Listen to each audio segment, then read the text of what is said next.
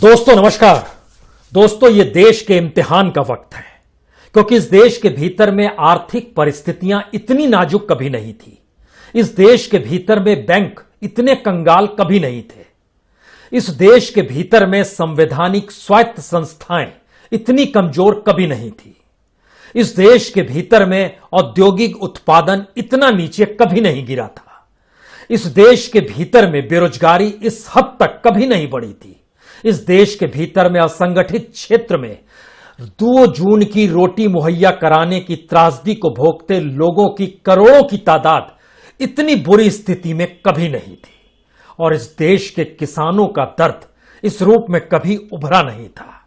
और इस दर्द के पीछे की सबसे बड़ी त्रासदी यही है कि इस देश के भीतर में जिस राज्य के किसानों को सबसे रईस माना जाता है, वही मानकर चल रहा है कि उसकी जमीन नीचे से खींच ली जा रही हो। तो क्या यह देश के इम्तिहान का वक्त नहीं है, जहां पर इस देश की राजनीतिक सत्ता अपनी उंगलियों पर सिस्टम को नचाती हो, इस देश के संविधान को भी अपने अनुकूल परिभाषित करने की दिशा में सुप्रीम कोर्ट पर भी दबाव रखती हो और देश के संवैधानिक स्वायत्त संस्थाओं को भी अपने अनुकूल करने के लिए एक अजीबोगरीब परिस्थितियां इस देश में लगातार पैदा करती चली जा रही हो। और नारा एक ही हो, जनता ने हमें चुना है। केंद्र में भी हमें चुनती है, राज्यों में भी हमें चुनती है, और अब तो पंचायतों में भी हमें चुनती है और नगर निगम के चुनाव में भी हमें ही चुनती है। तो फिर हमसे बेहतर कौन हो सकता है? शायद इस देश को आज समझने की जरूरत है, क्योंकि किसानों का आंदोलन एक ऐसे वक्त इस देश में उभरा है जब देश के भीतर में कमोवेश हर क्षेत्र में एक संकट है, एक मुश्किल हालात है।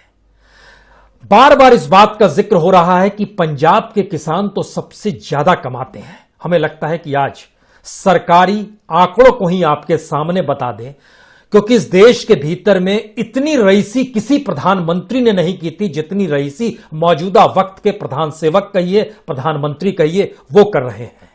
इस देश के भीतर में राजनीतिक जीत भी मौजूदा वक्त के प्रधानमंत्री की तरह किसी नेता को नहीं मिली थी। इतना ही नहीं, जो मॉडल मौजूदा वक्त में नरेंद्र मोदी का है, इस मोदी मॉडल की एक परिभाषा गुजरात में गढ़ी गई और गुजरात के बाद वह देश में गढ़ी जा रही है। तो हमें लगता है कि आज गुजरात के मॉडल को भी आप समझ लीजिए और उसके बाद इस देश को परिभाषित कैसे करना है और किसान आंदोलन का मतलब क्या होगा, यह आप खुद अपने हिसाब से तय कीजिए। पंजाब का किसान सबसे ज्यादा पाता है। एक महीने में उसकी आय, जो सरकारी आंकड़ा कहता है, उसके मुताबिक 18,059 रुपए एक महीने में उसकी कमाई है। यानी एक साल में उसकी कमाई 2,16,708 रुपए है। यह पंजाब के किसानों की कमाई है।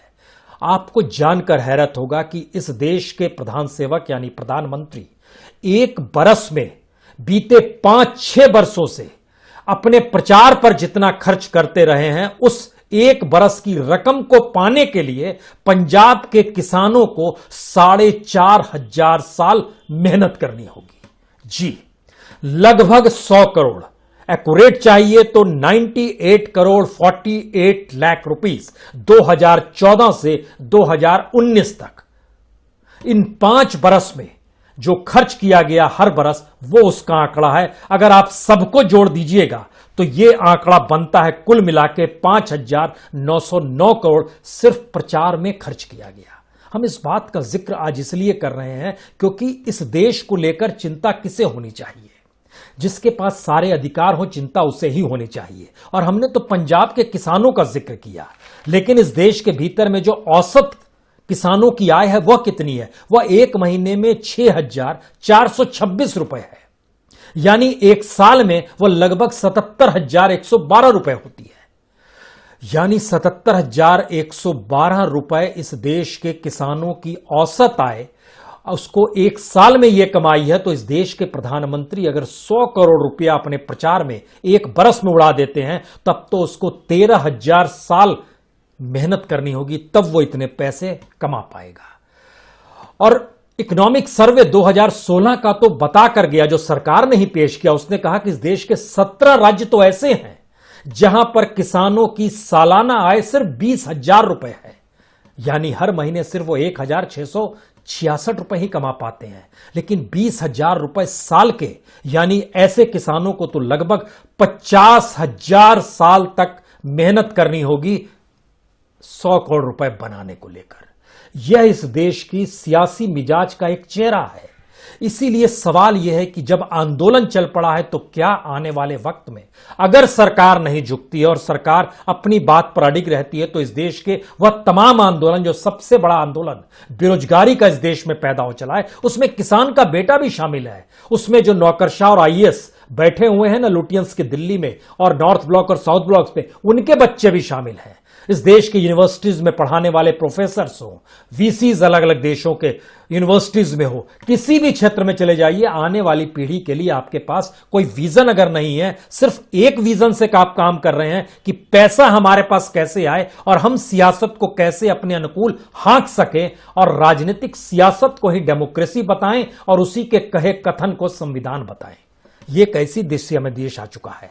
तो इन बातों का जब हम जिक्र आपसे करते हैं तो देश में कंगाली की स्थिति मोदी मॉडल से ही आज समझने की कोशिश करते हैं, क्योंकि मोदी मॉडल ने अगर 2014 से 2019 तक, यानी इलेक्शन से पहले तक, पहले 5 वर्ष में 5,909 करोड़ रुपए खर्च किए, यानी हर महीने वो लगभग 100 करोड़ रुपए प्रचार में खर्च कर रहे थे, तो उसके बाद चुनाव के बाद इस देश की इकोनॉमी वाकई डामाडोल हो गई थी, पटरी से उतर गई थी। तो प्रचार कुछ कम हुआ, लेकिन कितना कम हुआ? 19-20 साल में भी, यानी 2019-20 फाइनेंशियल ईयर में भी 713 करोड़ 20 लाख रुपए सिर्फ इनके प्रचार पे खर्च हुए। इस लिहाज से देखिएगा तो तकरीबन 2 करोड़ हर दिन फिर भी खर्च हो रहे थे। कल्पना के परे है इस मॉडल के इर्द गिर्द। आप कहेंगे कि प्रचार तो हर प्राइम मिनिस्टर करता है, खाली एक यहां पर एक जानकारी दे दें आपको, प्रचार का यह रेशियो मनमोहन सिंह सरकार के 10 साल पर भारी पड़ रहा है। ये 5 साल, यानी 5 साल में जो प्रचार किया गया वह 10 साल में जितना प्रचार हुआ था उससे भी ज्यादा। बाकी प्राइम मिनिस्टर्स का जिक्र करने की जरूरत नहीं है, उन्होंने इतना खर्च कभी नहीं किया। इसके बाद आइए कि आखिर वो मॉडल क्या कहता है, जिस मॉडल का हम आपसे जिक्र करना चाहते हैं कि बार बार हमने आपको जानकारी दी, पंजाब तक में किसानों की खुदकुशी हो रही है और उसकी सबसे बड़ी वजह यही है कि लागत जो लगती है उस रूप में पैसा नहीं मिल पाता है। जो कर्ज लेते हैं उसको लौटा पाने की स्थिति एक फसल बर्बादी के बाद से ही शुरू हो जाती है। फसल बीमा भी काम नहीं करता है। जब ऐसी स्थितियां हैं तो हमें लगता है कि आज जिस वक्त इस देश के प्रधानमंत्री गुजरात के मुख्यमंत्री थे, आज आपको वहां लिए चलते हैं, क्योंकि गुजरात के मुख्यमंत्री रहते हुए हमें लगता है कि 2001 में ये गुजरात के मुख्यमंत्री बने, 2002 में दंगे हो गए, 2003 से लेते हैं और 2013 में इनको प्रधानमंत्री पद का उम्मीदवार बना दिया गया। तो 2003 से 2012 यानी 10 बरस का कच्चा चिट्ठा हमको लगता है आपको बताना चाहिए। इसलिए बताना चाहिए क्योंकि उस दौर में गुजरात में सबसे ज्यादा खुदकुशी हो रही थी। राज्य सरकार नहीं मानती थी, लेकिन एनसीआरबी मानती थी, जो नेशनल क्राइम ब्यूरो रिकॉर्ड है वो मानता था। गुजरात की पुलिस भी कुछ मानती थी, कुछ अलग अलग विभाग भी मानते थे, केंद्रीय कृषि मंत्रालय भी मानता था, एनआरसीसी में डाटा भी माना, ना राष्ट्रीय ह्यूमन राइट कमीशन ने भी डाटा माना, तो भी उसकी जानकारी आई कि हां खुदकुशी हो रही है। तो उन 10 बरस में मुख्यमंत्री नरेंद्र मोदी गुजरात को क्या दे रहे थे? खुदकुशी से शुरू करते हैं, मौत का सिलसिला है। गुजरात में 2003 से 2012 यानी 10 बरस के बीच में एनसीआरबी का डाटा बोलता है 5,874 किसानों ने खुदकुशी की। गुजरात सरकार से पूछा गया कितनी खुदकुशी हुई, गुजरात सरकार ने कहा सिर्फ एक, क्योंकि हमने सिर्फ एक ही किसान को मुआवजा दिया है। जो खुदकुशी हुई थी वो फसल बर्बाद होने के बाद कर्ज में डूब गया था, तो हमने सिर्फ एक किसान को ही मानते हैं खुदकुशी की, बाकियों को नहीं मानते हैं। यानी बाकी देश के तमाम राज्यों पर एनसीआरबी का डाटा चलेगा, लेकिन गुजरात में नहीं चलेगा। महत्वपूर्ण इतना नहीं है। उसके बाद है गुजरात पुलिस से पूछा गया, जानकारी ली गई कितनी खुदकुशी हुई है, उन्होंने बोला 692। एग्रीकल्चर मिनिस्ट्री सेंटर की, यानी केंद्रीय कृषि मंत्रालय के जरिए आरटीआई लगाने वालों ने उनसे पूछा कितनी खुदकुशी हुई, उन्होंने बोला 668। एनएचआरसी ने केंद्रीय कृषि मंत्रालय से पूछा आप बताइए, यानी आरटीआई में जानकारी दी 668। जब एनएचआरसी ने पूछा तो उन्होंने कहा 2,492 और एनसीआरबी का डाटा बोलता है 5,874। अब यहां पर एक सवाल आपके जहन में है, इस डाटा को छोड़िए, क्या वहां के किसानों की स्थिति वाकई नाजुक हो गई? क्या वहां पर किसानों के लिए जिस वक्त मोदी मुख्यमंत्री थे उन्होंने कुछ नहीं किया? जो जानकारी आती है वो जानकारी डराने वाली है। इसलिए डराने वाली है क्योंकि कोई मुख्यमंत्री अगर 2001 से लेकर 2014 तक रहे, 12-13 साल रहे, तो उस राज्य में एक डैम तो बनाएगा। डैम भी नहीं बनाया गया, एक भी डैम नहीं बनाया गया। मुख्यमंत्री नरेंद्र मोदी के जरिए एक भी डैम नहीं बनाया गया। 5 बार वो गए जरूर सौराष्ट्र के इलाके में, नारियल भी फोड़ा गया, अब शायद फूटे हुए नारियल से पेड़ भी निकल गया होगा, लेकिन डैम नहीं बन पाया। हमें लगता है फेरिस्त को देख लीजिए। अजबा डैम, ये बड़ोदरा के राजा महाराज सियाजी राव ने बनाया था। दंतीवाड़ा डैम, ये 1965 में बनाया गया था बनासकांठा में। धरोई डैम 1978 में बनाया गया था मेहसाणा में। धौली डैम ये 1995 में बनाया गया था झागड़िया शहर में। ढोली धाजा डैम ये 1959 में बनाया गया था, 1959 में सुरेंद्रनगर में बनाया गया था। यहां पे उस वक्त के मुख्यमंत्री ने कमाल का काम किया था, इस डैम को टूरिज्म डेस्टिनेशन के तौर पर एक पिकनिक स्पॉट जरूर डेवलप किया, वहां से कुछ कमाई हो जाए। पूंजी महत्वपूर्ण है, पैसा महत्वपूर्ण है। कडाना डैम 1989 में महिसानगर में बनाया गया। कल्पासर एक प्रोजेक्ट बनाया गया जो 1975 में सोचा गया और आज तक उस पे काम चल ही रहा है और माना जा रहा है वो 2023 तक पूरा होगा। यानी जिस मुख्यमंत्री जो अब देश के प्रधानमंत्री हैं वो उस वक्त सोचते थे कि हम इतने फास्ट फॉरवर्ड चलते हैं, हम आगे की सोच लेते हैं, और अब प्रधानमंत्री बनने के बाद भी जब वो जानकारी लगातार दे रहे हैं कि हम तो आगे की सोच रहे हैं, तो हमें लगता है गुजरात लौट के पुरानी परिस्थितियों को इसीलिए टटोला जाए, वो आज तक नहीं बन पाया। कमलेश्वर डैम 1959 में बनाया गया था, इसको हिरेन डैम के नाम से भी जाना जाता है, यह विसावडार में बनाया गया था। खेडियारी डैम ये 1958 में बनाया गया, धारी में बनाया गया। माजूम रिजर्वायर 1984 में बनाया गया, कोई भी 2001 के बाद का जिक्र देखिए नहीं आ पा रहा है, ये मुदासा में बनाया गया। मिट्टी डैम 1983 में बनाया गया, ये कच्छ के इलाके में बनाया गया। नायका डैम 1997 में बनाया गया, ये सुरेंद्रनगर में बनाया गया। पनाम डैम ये 1999 में बनाया गया, महिसागर में बनाया गया। सरदार सरोवर डैम आपके जहन में जरूर आएगा, लेकिन मुख्यमंत्री के तौर पर नहीं, प्रधानमंत्री के तौर पर यह 17 सितंबर 2017 को जाकर फीता इन्होंने जरूर काटा था। वो ये नवागम केवड़िया के इलाके में, चूंकि ये 4 राज्यों से जुड़ा हुआ है, गुजरात के अलावे मध्य प्रदेश, महाराष्ट्र, राजस्थान भी इसके हिस्से में आते हैं, तो बतौर प्रधानमंत्री ये काटने जरूर गए थे। लेकिन सच यह है कि 2 बरस पहले जिस समय वक्त ये मुख्यमंत्री से प्रधानमंत्री बन रहे थे, इस डैम में पानी ही नहीं बचा था, ऐसी स्थिति आ गई थी। सौराष्ट्र नर्मदा अवतरण इरिगेशन, यह भी एक सोचा गया, लेकिन यह आज भी इंप्लीमेंट नहीं आया। प्रधानमंत्री मोदी ने इनको लॉन्च जाकर जरूर किया, लेकिन निर्माण कार्य आज तक शुरू नहीं हो पाया है। सुखी डैम ये 1987 में बनाया गया था, 78 में शुरू हुआ था, 87 में पूरा हुआ, ये वडोदरा का है। उकई डैम ये 1964 में सोचा गया था, 72 में बना, तापी नदी के किनारे है, तापी शहर में है। वेलिंगटन डैम जो जूनागढ़ में बनाया गया, ये अंग्रेजों के दौर का है और उस वक्त वेलिंगटन जो थे, मार्कस वेलिंगटन, ये गवर्नर ऑफ इंडिया थे, इनके नाम पर बनाया गया। सवाल है कि वहां की स्थिति क्या है गुजरात की, जब हम डैम नहीं बनाया गया और इन सारी चीजों की स्थिति बता रहे हैं और जब आपसे खुदकुशी की परिस्थिति बता रहे हैं, तो सिंचाई की व्यवस्था गुजरात में नहीं, नहरें नहीं, फसल बारिश पर निर्भर है, फसल बीमा मिलता नहीं है। उसके लिए हमें लगता है कुछ पुरानी रिपोर्ट्स का जिक्र आपसे करना चाहिए, क्योंकि 2014 में जब मुख्यमंत्री से प्रधानमंत्री बन रहे थे, तब वहां पर एक सुत्रापाड़ा गांव है सौराष्ट्र का, वहां पर एक दिलीप भाई के पिता जो थे, उन्होंने खेत में ही फंदा लगाकर खुदकुशी कर ली। पता चला कि उनके घर तक बिजली नहीं आती है, डीजल हर दिन 600 रुपए का लगता है, कर्ज लेना पड़ा, बारिश हुई नहीं तो उन्हें फसल खराब हो गई, उसके बाद कर्ज लिया, 80,000 रुपए कर्ज लौटाने की स्थिति में नहीं थे तो खुदकुशी कर ली। ये एक मॉडल है गुजरात का, जिसकी जानकारी इसलिए जरूरी होनी चाहिए। इसी तरीके से एक पुरानी रिपोर्ट हमें और याद आ रही है, यह उका भाई रणमल भाई बरात की 65 बरस में फसल खराब हो गई थी, इन्होंने खुदकुशी कर ली। रंजीत सिंह 32 साल के थे, बिजली आई, पानी गायब है, पानी बोरवेल से निकालना पड़ता है, डीजल महंगा है, बिजली नहीं मिल, ये सारी स्थितियों से जूझता हुआ गुजरात है। लेकिन गुजरात मॉडल के भीतर का एक अनूठा सच और है, यहां पर जो सौराष्ट्र के इलाके में खासतौर से जो कपास होती है, कपास के किसानों को 2013-14 में जब प्रधानमंत्री पद के लिए चुनाव लड़ रहे थे, तब इन्होंने कहा था कि हम आपको दुगनी कीमत दिला देंगे कपास की। किसानों ने वोट दे दिया। लेकिन स्थिति यह हो गई कि 2014 में जितने की कपास ली जाती थी, आज की स्थिति में वह उसके आधे पर पहुंच गई है।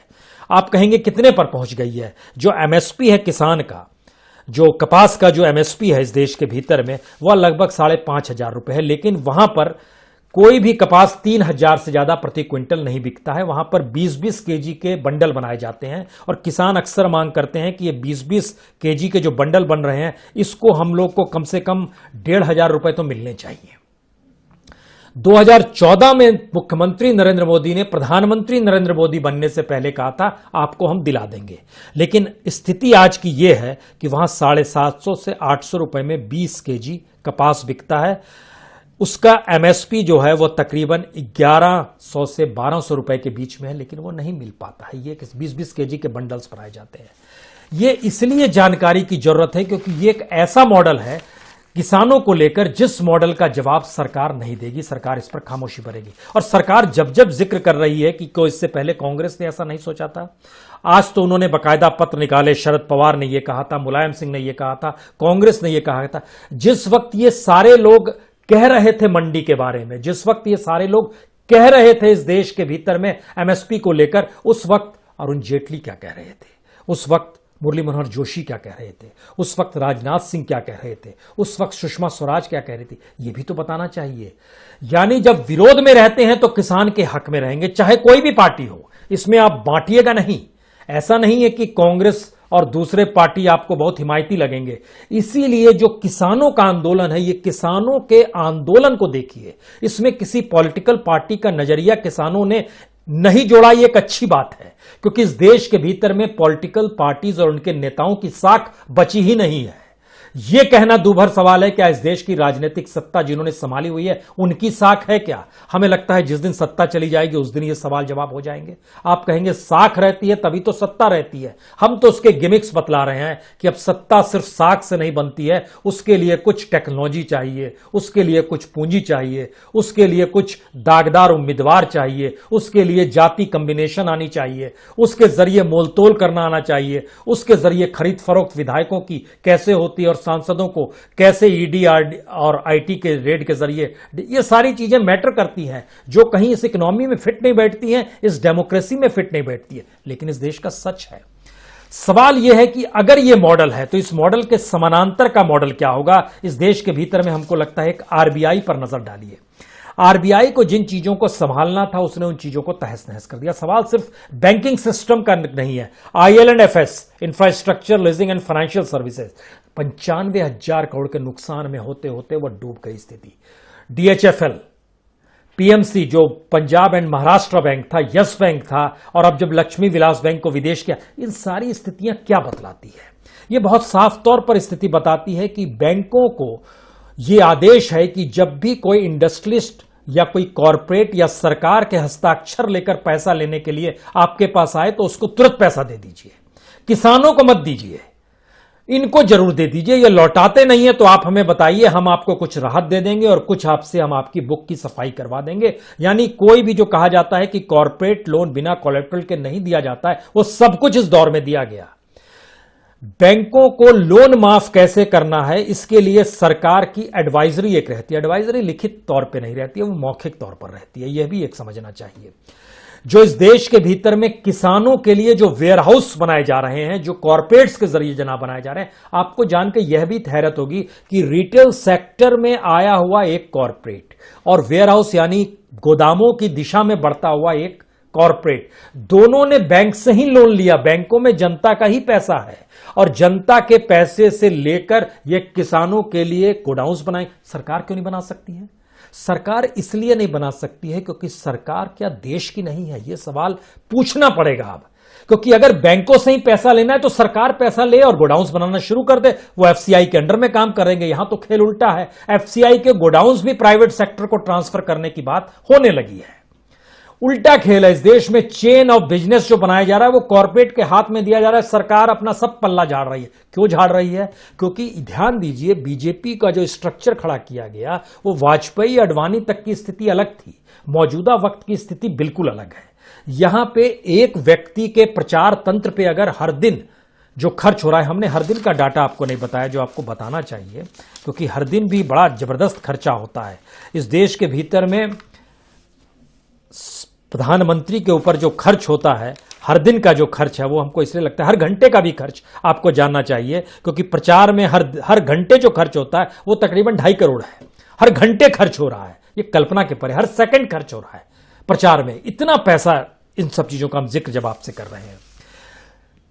अब सवाल यह है कि जब बैंक से ही पैसा लेना है तो कॉर्पोरेट क्यों लेगा? इसका मतलब है सरकार बिजनेस करना नहीं जानती है, सरकार डीलिंग करना नहीं जानती है, सरकार के पास कोई बिजनेस चेन नहीं है, सरकार इस देश में पब्लिक सेक्टर और जनता के जरिए चीजों को चलाना नहीं चाहती है। वो चाहती है कि कुछ लोगों के हाथ में सारी चीजें सौंप दी जाए और उनके से टैक्स लिया जाए, उनसे कमीशन लिया जाए, खुद को बिचौलिए की भूमिका लिया है। यानी जो मंडियों के आड़ती और बिचौलियों की परिस्थिति है, उस सरकार ने अपनी भूमिका इस देश में कैपिटल और जनता के बीच में बिचौलिए की भूमिका में खुद को क्रिएट कर दिया है।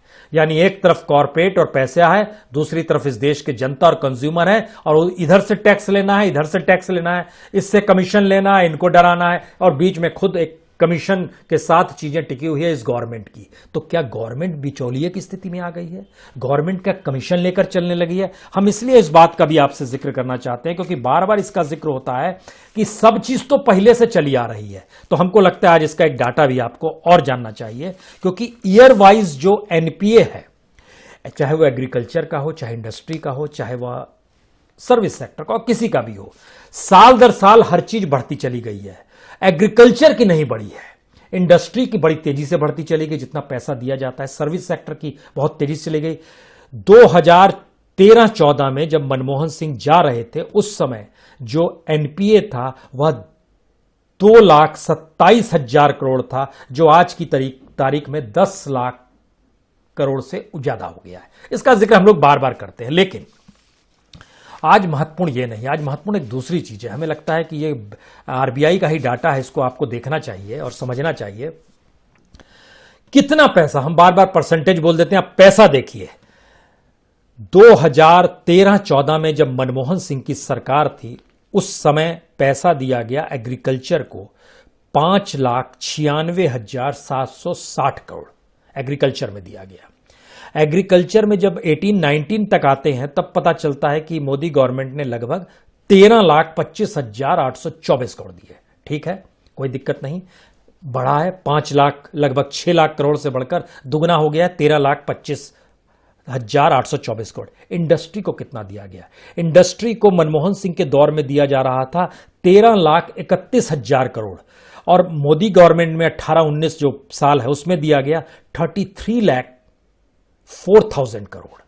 सर्विस सेक्टर को मनमोहन सिंह के पीरियड में दिया जा रहा था 19 लाख करोड़, अब दिया जा रहा था 33.5 लाख करोड़। यह एक अंतर है। दूसरा है कि जो बैंक पैसा देता है वो कितना पैसा देता है। मनमोहन सिंह के पीरियड में बैंक ने जो पैसा दिया वह लगभग 46 लाख करोड़ रुपया अलग अलग सेक्टर को सबको बांटा, जिसमें हमने आपसे जिक्र किया एग्रीकल्चर को लगभग 6 लाख करोड़ पड़ा इस 45 लाख करोड़ में से। इस वक्त में लगभग 102 लाख करोड़ रुपए 18-19 में बैंकों से पैसा दिया गया, जिसमें सिर्फ 13,000 करोड़ रुपए, 13,25,000 जो है वो एग्रीकल्चर को दिया गया। बाकी पूरा का पूरा जो लगभग 67-68-69 करोड़ बनता है, ये लगभग पूरा इंडस्ट्री और सर्विस को, ये तो पैसा दिया गया। लेकिन यहीं से सवाल होता है, पैसा लौटाता कौन है?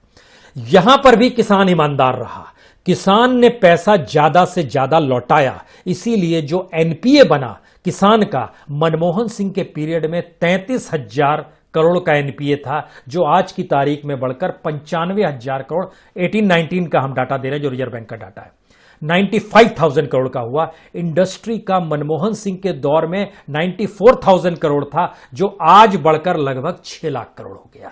सर्विस सेक्टर उस पीरियड में लगभग 80 लाख करोड़ था, 80,000 करोड़ था, जो आज बढ़कर लगभग 2.25 लाख करोड़ हो गया। इस तेजी से पैसा बैंकों से गया और ये लौट के नहीं आता है। ये रेफरेंस है कि आप जब पैसा देते हैं, आपने इंडस्ट्री को दिया 33 लाख करोड़ रुपया, इंडस्ट्री ने पैसा वापस ही नहीं किया, 6 लाख करोड़ रुपया अपने पास बचा लिया। एग्रीकल्चर में आपको इतना डिफरेंस उस रूप में नहीं मिलेगा। यह एक पहली स्थिति है। दूसरी स्थिति जो सबसे नाजुक स्थिति है, इस देश की इकोनॉमी में जिन लोगों ने पैसा नहीं दिया, उन्होंने एग्रीकल्चर से कितना पैसा कमाया और उन्होंने सरकार को कितना पैसा दिया। सिर्फ इन्हीं हिस्से को आज देखिए। एग्रीकल्चर से कॉर्पोरेट की कमाई, ऐसा नहीं है कि कॉर्पोरेट एग्रीकल्चर से जिस भी हिस्से में जुड़ा हुआ है, अभी कम क्षेत्रों में जुड़ा हुआ है, कई जगहों पर इस देश के भीतर में कॉन्ट्रैक्ट फार्मिंग हो रही है, गोडाउन्स काम कर रहे हैं, फर्टिलाइजर बेचा जा रहा है, यूरिया बेचा जा रहा है, बीज बेचे जा रहे हैं, कॉर्पोरेट कर रहा है। कॉर्पोरेट की कमाई जो है वह अगर किसानों के जरिए जो कमाने की परिस्थिति में है वह तकरीबन 2 लाख करोड़ की आती है, तो वह सरकार को रिटर्न के तौर पर इस देश के भीतर में अलग अलग मदों से देते हुए वह सरकार को जो देते हैं वह पिछले तमाम दौर के दौर में सबसे ज्यादा है। 2 लाख करोड़ हमने पूरे एक लंबा पीरियड लिया है, लंबा पीरियड का मतलब 6 साल का पीरियड लिया है, जो जब शासन व्यवस्था है मौजूदा वक्त की तब की। इस 6 साल में अगर 2 लाख करोड़ का लाभ हुआ है तो लगभग इसमें से 90,000 करोड़ रुपया सरकार को डंप कर दिया गया, दे दिया गया। यह एक साइकिल है। इस साइकिल की नब्ज को पकड़ने के लिए हर उस क्षेत्र को देखना होगा जहां बेरोजगारी है, जहां उत्पादन ठप पड़ा है, जहां कंज्यूमर की जेब में पैसा नहीं है, जहां पे नौकरशाह खामोशी से सरकार की बात मानने को मजबूर है। एक बात आखिरी में समझ लीजिए, इस देश के भीतर में राजनीतिक दलों की साख बिल्कुल नहीं बची है। इसीलिए किसान का यह आंदोलन तब तक प्योर है, तब तक सही है जब तक कोई राजनीतिक दल इसमें ना वो जुड़ने दे। और इस देश में आंदोलन से आंदोलन जुड़ते चले जाएं, क्योंकि अगर बेरोजगारी का आंदोलन है, जो एजुकेशन करने वाले छात्र उनके सामने जो अब संकट आ रहा है, ये जब चीजें जब कलेक्ट होंगी और जब पॉलिटिकल वैक्यूम रहेगा तो नेता उनमें से बीच में से निकलेगा। नेता निर्धारित मत कीजिए कि आज एक्स नेता है, देखिए वो सड़क पर निकल आया परसों, क्योंकि चाहे वो लेफ्ट हो या राइट हो, सभी ने इस देश में एग्रीकल्चर को एक्सप्लॉइट किया है, शोषण किया है। सभी ने इस देश की इकोनॉमी को हर लहजे में अपने तौर पर किया है, एक्सप्लॉइट किया है, पैसा कमाया है, और पॉलिटिक्स इस देश की महंगी होती चली गई है। क्या यह आंदोलन इस दिशा में धीरे धीरे बढ़ सकता है कि इस देश में किसी भी इलेक्शन में 0 बजट रहेगा, खर्चा नहीं किया जाएगा? यहां तो खेल उल्टा है। बजट पेश करते समय बताया जाता है हमको चुनाव कराना है तो इतना पैसा खर्च होगा, इलेक्शन कमीशन कहता है हमको और पैसा चाहिए, लॉ मिनिस्ट्री कहती है हमको और पैसा चाहिए। ये सारी चीजें जुड़ती चली जाती है, लेकिन बाद में पता चलता है लॉ भी सत्ता के लिए काम कर रहा है, इलेक्शन कमीशन भी सत्ता के लिए काम कर रहा है, तमाम ब्यूरोक्रेट्स भी सत्ता के लिए काम कर रहे हैं, और मामला जब सुप्रीम कोर्ट में जाता है तो सुप्रीम कोर्ट भी या तो चुप्पी बरत लेता है या फिर कहता है उसे तो पता ही नहीं है कि इस देश के नागरिकों के निजी अधिकार और इस देश के अधिकार के भीतर में उसकी अपनी जो सोच है उसकी भी स्वतंत्रता होनी चाहिए। कमाल की सोच है ये। हम एक ऐसी, इसीलिए इस आंदोलन की महत्ता इस देश के इम्तिहान के साथ जुड़ गई है, क्योंकि एक तरफ मोदी मॉडल है जिसे सिर्फ पूंजी चाहिए, दूसरी तरफ भारत को क्रिएट जो बनाया गया उसमें हर संस्थान, चाहे वो बड़ी इंडस्ट्रीज को बनाया गया, मिक्स्ड इकोनॉमी को अपनाया गया, पीएसयूज को क्रिएट किया गया, जो भी चीजें इस दौर में क्रिएट की गई, सारी चीजों को अगर आप बेच दीजिएगा और पैसा आपके पास आते चला जाएगा तो इसका मतलब है कि आप नागरिकों को लेकर जिम्मेदारीपूर्ण तरीके से सत्ता नहीं चला रहे हैं क्या? ये सवाल तो होगा। ये सवाल तो सुप्रीम कोर्ट में उठना चाहिए, लेकिन सुप्रीम कोर्ट सुओ मोटो आजकल नहीं लेता है। और इस देश में क्या चाहिए आपको, तय कीजिए। एक तरफ किसान के संघर्ष से निकली हुई जमीन है, दूसरी तरफ एक मोदी मॉडल है जिसके भीतर से गुजरात निकला हुआ था, और ये एक नई परिस्थितियों के साथ देश के सामने इम्तिहान के साथ आकर खड़ा है। बहुत बहुत शुक्रिया, बहुत बहुत शुक्रिया।